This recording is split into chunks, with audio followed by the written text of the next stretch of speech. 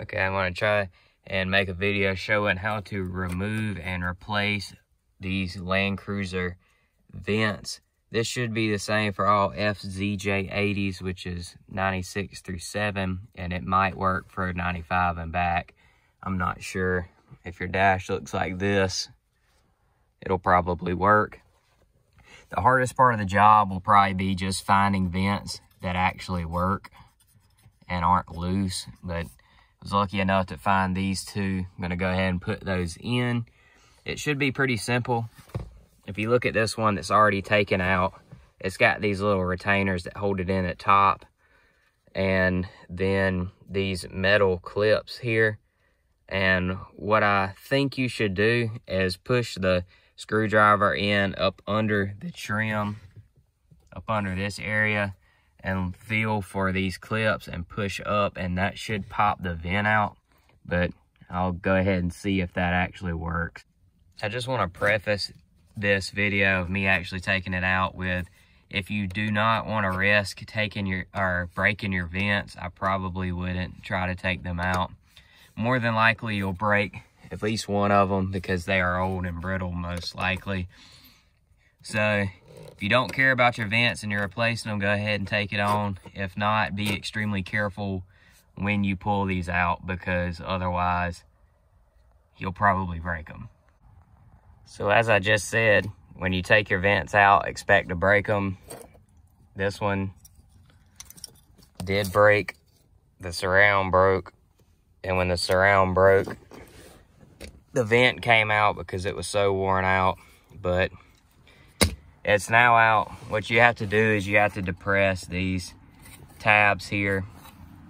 And you can, when you push the vent up a little bit with your fingers, you'll be able to see them under there. And you have to depress this metal tab up enough to clear the bottom of the dash. And then you have these tabs up here that also retain the top. And you have to press them down enough to clear the top of the dash to pull it out. Really and truly, I don't think this is really a good idea. Like I said, unless if you have replacement vents, because I almost guarantee you will break it. So if you have replacement vents, go ahead. This is how you do it. Otherwise, leave it in there and just live with it. Now, putting the new vent in is super easy. You just have the tabs that I just showed you, and all you have to do is press the vent in, and there you have it. You have your passenger vent reinstalled in your 80 series, good as new.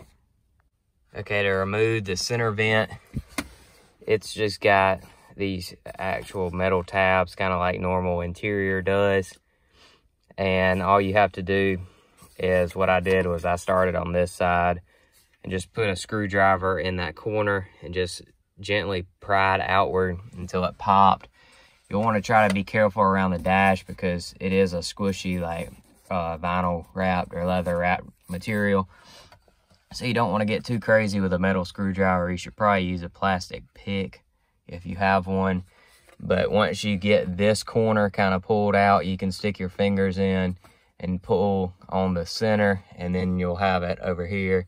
This is the hardest corner, but you can pull it with your fingers as well and just kind of wiggle it back and forth, and it'll eventually come out. You'll have this plug that goes to your clock. Just unplug it like a normal plug. And overall, this center piece isn't as terrible to do. It's not as brittle, but you still need to be very careful with it, especially if you're trying to preserve it. Definitely, if you do this one, it's going to break probably. This one, you'll most likely be able to get it out whole, as it's just constructed a little bit different. So if you need to replace your clock, just do this same thing. Turn it over, 2 Phillips head screws. Take those out, pull the clock out, put a new one in, and you should be good to go on your clock.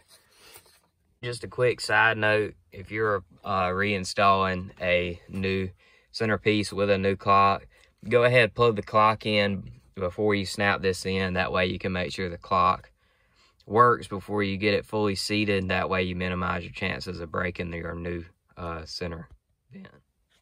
The center vent is now reinstalled. All you have to do is just press it in It's clips. It's just going to clip in. Just make sure you don't go crazy and just slam it in there, because you'll probably break something. Just guide it in there. It's going to have 2 little plastic tabs it's got to go through first around the vent. Once they go in, just make sure you're aligned with your clip holes and press it in. That's all you have to do. It's super simple. So that's how you replace these 2 vents and a Landcruiser 80 series.